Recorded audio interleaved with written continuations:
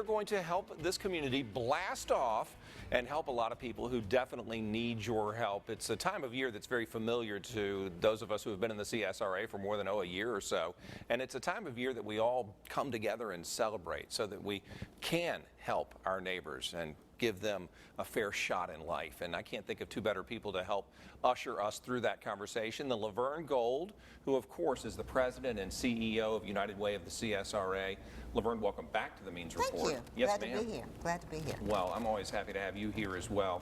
Mikey Coffman, welcome to the Means Report for the first time. Mikey works at the Friendship Community Center, a United Way agency, and we appreciate you being here and what you do at the center as well, Mikey. Thank you. And the reason that you're at the center is because United Way helped turn your life around. It did. I want to get to that in just a moment. Her story is amazing and may offer you or someone in your life hope, and will certainly give you reason to support United Way and its campaign, which LaVerne is now, I guess, in full swing since we had the blast off in Burke County, and we're getting ready to do it in Augusta. We're getting ready to do it in Augusta. It'll be August the 29th at the Bell Auditorium. We're expecting 600 plus individuals, and we're excited about this year's campaign. We know we're going to be met with some challenges. We've already been warned that there are going to be some company closing between now and the end of next year. And so consequently, folks who are going to be worried about their jobs and their livelihoods might not think about giving to United Way. So all the more reason that we're going to be asking the community to step up and help because the help is going to be greatly needed. The thing that stood out about your campaign is it's always pretty simple, and what I mean is through payroll deduction. Are y'all still doing that? We definitely are. That's the easiest way to give. And statistics show that people give 3 times as much more through payroll deduct than they do through cash or one-time contributions.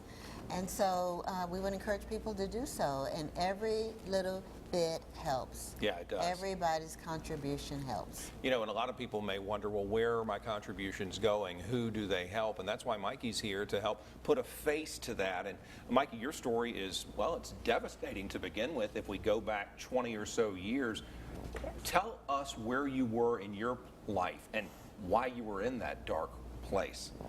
Well, in 1992, I was attacked and beaten and raped, severely raped, and I just spiraled down, and I didn't tell anyone. I didn't get any help, and so that happened in November, and I couldn't live with it any longer. So in January, I tried to take my life, and so I tried to commit suicide January 16th.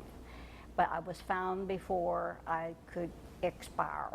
Who found you? Who came? What angel located you? A nurse at a hospital. I was working at a local hospital when I did the deed. Yeah. And one of the nurses came in needing something, and I wasn't at my desk, and she went looking for me. What was the method? Pills? Pills. And you had access to those? I had plenty of access to that. 96 Percocet and 115 Xanax. You put that in your body? I put it all in my body. Somehow, by the grace of God, you didn't die. I did not die. But the bad stuff didn't stop there. The bad stuff didn't stop there because I ended up in intensive care and then into a locked ward. And I spiraled down into the darkness of mental illness from the locked ward. I was in and out of locked wards for years. I could not get past the rape. I could not get past the shame. Sure. I ended up losing my husband out of the situation, lost my job, and it just went downhill for years. I was in my apartment watching Mr. Ed, wishing to die, trying to die, and my other solution, I only had 2 coping skills, and that was crying and cutting myself with razor blades. And one day I was in a locked ward, and a social worker found me, and she saw something in me that I had long lost within myself. Let me stop you for a moment because I can't wait for the end of your story because it is just magnificent. To hear her story, when I hear it or when a lot of our viewers hear it, I suspect it's shocking. Yes. Is it commonplace to you, LaVerne, when you look out at what United Way deals with every day? We deal with these kinds of issues every day, and I think most of us either know of someone who maybe have had a close encounter like that, or we know someone who has experienced that through some other connections. I mean, these are everyday people, these are everyday problems. How we attack them, how we cope with them is different. And the resources that we have in the community to help is crucial. Yeah, it takes money to turn people's lives around. And so the person who helped facilitate that with you, Mikey, was this social worker. Was a social And how did they play such a big role? She decided that I was not going to die and that there was hope for me.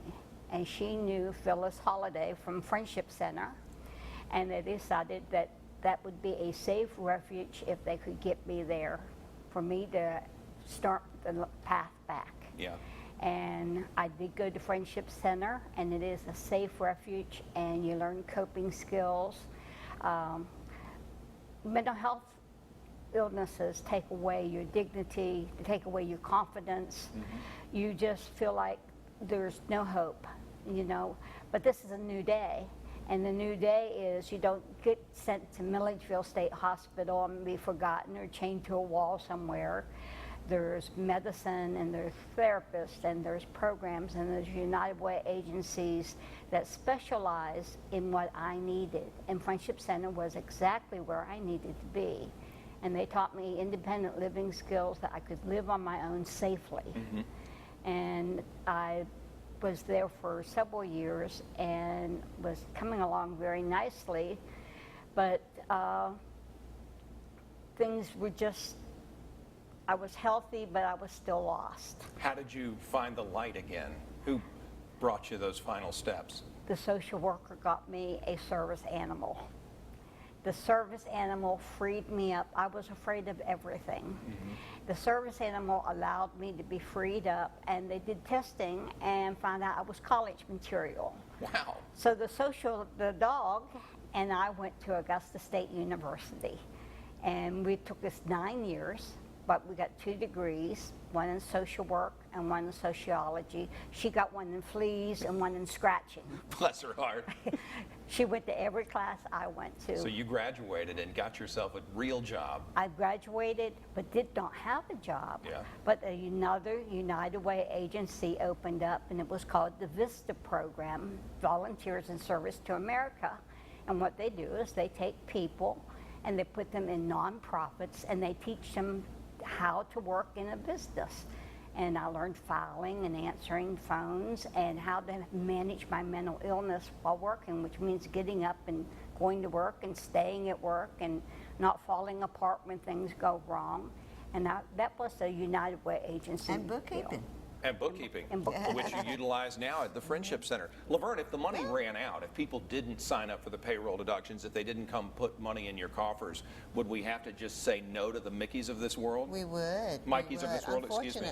Unfortunately, we would. I mean, and we have to come to the community every year to support these programs because, you know, they can't sustain on their own, and without the United Way support, there wouldn't be the quality programs or the number of people that they could actually serve. You know, I think it's incredible to look at you right now and to see how alive you are, and to know that if you were to walk into the Friendship Community Center, Mikey's one of the first faces you would see there. It's an incredible turnaround.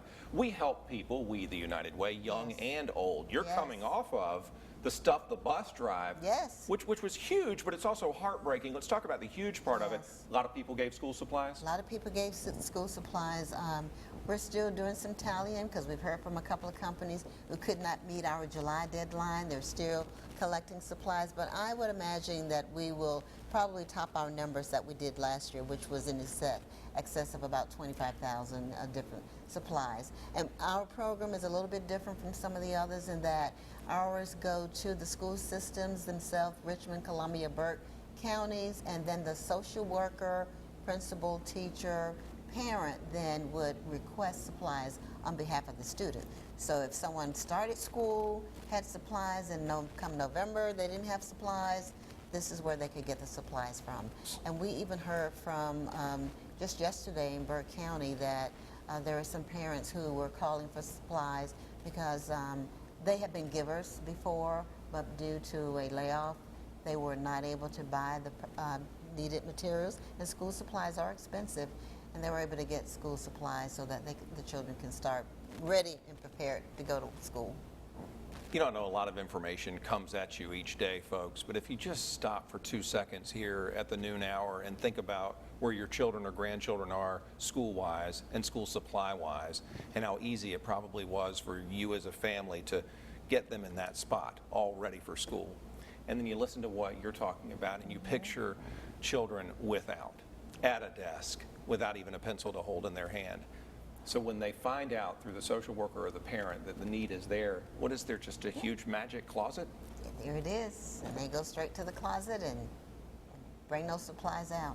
That's what those donations do. Yeah, and so we're real pleased about this program. We've gotten a lot of support from the community over the last 14 years that we've been operating this program. It's been growing exponentially every year. Do you have a friend in your life? When you spoke to our staff, it seems like you referenced that. How are things on the personal front? And maybe I have my information wrong, but how are things going with you overall now? I have a wonderful support system. Yeah. I don't have a fella. I'm not interested in a fella. Well, I was or trying to kind of hook you up since you're on TV right now. Well, Brad, I heard that you're married, so that kind of took that away from me. I was kind of interested. Listen, what Julie doesn't know won't hurt her. But you know, no, seriously, Mikey, we are here to help you for sure, and you're so fun and you're such a good sport, but you know what you really are is Very courageous. Just incredibly courageous yeah. and motivation personified. If you can climb out, anyone can. Yes, if you have the help that I had and the support I have and the agencies I have, when you talk about giving to the United Way, you're not giving to the United Way, you're not giving to an agency, you're not even giving to a program, you're giving to me Yep. and other individuals like me, that without that help, I would still be sitting in my apartment with my razor blades, watching Mr. Ed, wishing I could die, a whole life just wasted. When we can reach out, and there's so many people like me, that we can get them into these programs, you can take your life back. There is recovery for mental health. Mikey Coffman, LaVerne Gold, bless you both for what you do. I appreciate you. Thank you. Let's We break appreciate you. Absolutely. You're welcome here anytime, LaVerne. You know that. You too, Mikey. And let's end the cycle. Let's help the Mikeys of our community.